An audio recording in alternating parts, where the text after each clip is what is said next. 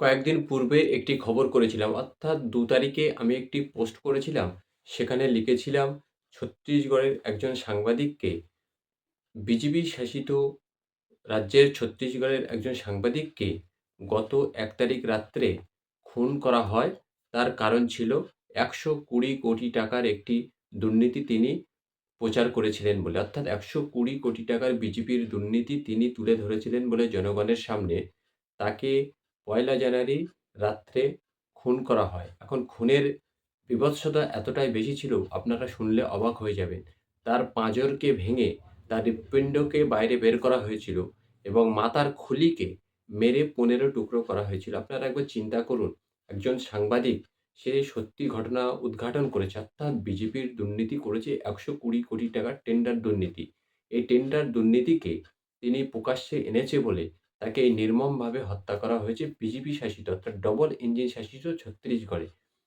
BJP সরকার যেখানে শাসন করছে, সেখানে বাক স্বাধীনতা থেকে ব্যক্তি স্বাধীনতা প্রতিটিকেই খর্ব করা হচ্ছে। অথচ আজকের দেশের যে সমস্ত গদি মিডিয়া নাগপুরের পার্টি অফিস থেকে পেমেন্ট পায়, সেই সমস্ত গদি মিডিয়া আজকে মুখে আ স্যালুটেপ মেরে চুপচাপ বসে আছে। আজকে আমাদের এই বাংলার যে সমস্ত তথাকথিত ঘন্টাখানেক এগিয়ে রাখে, এই সমস্ত নিকৃষ্ট মানের জীব নামক সাংবাদিকরা আজকের কেন চুপ এই সাংবাদিক হত্যা নিয়ে? কেন তারা কালো ব্যাজ পরে খবর করবে না? কেন তারা ঘন্টাখানেক এই সাংবাদিকের জীবন নিয়ে আলোচনা করবে না? কেন বিজেপির ১২০ কোটি টাকার দুর্নীতি ফাঁস করার জন্য তাকে হত্যা হয়েছে, এ বিষয়ে কোনো টক শো করবে না।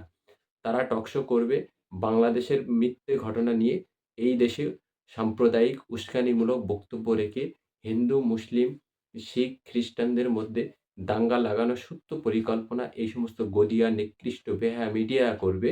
কিন্তু তাদেরই সমগোত্রীয়, তাদেরই পেশার একজন ব্যক্তিকে নির্মমভাবে, অন্যায়ভাবে হত্যা করেছে, সেখানে তাদের কথা বলার অধিকার নেই। আসলে তারা তাদের বিবেক, বুদ্ধি, চেতনা সবকিছু গোয়ালঘরে বন্ধক রেখেছে, সেখান থেকে পেমেন্ট পাওয়ার আশায়।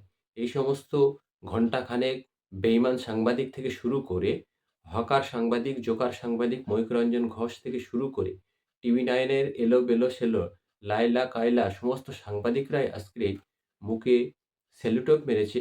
তাদের পেশার একজন হত্যা করা হয়েছে, সে বিষয়ে কখনোই মুখ খোলার অধিকার তাদের নেই বা তাদের বিবেককে তারা এত নিম্নমানের দরে বিক্রি করেছে যে তাদের বিবেককে আর চেতনার পর্যায়ে ফিরিয়ে আনতে পারছে না। অর্থাৎ যে সাংবাদিককে এত নির্মমভাবে হত্যা করতে পারে, সেই দল, সেই রাজনৈতিক আদর্শ পশ্চিমবঙ্গে প্রতিষ্ঠিত করতে চাইছে কিছু রাজনৈতিক দিগ্ভ্রান্ত, বিভ্রান্ত নেতা।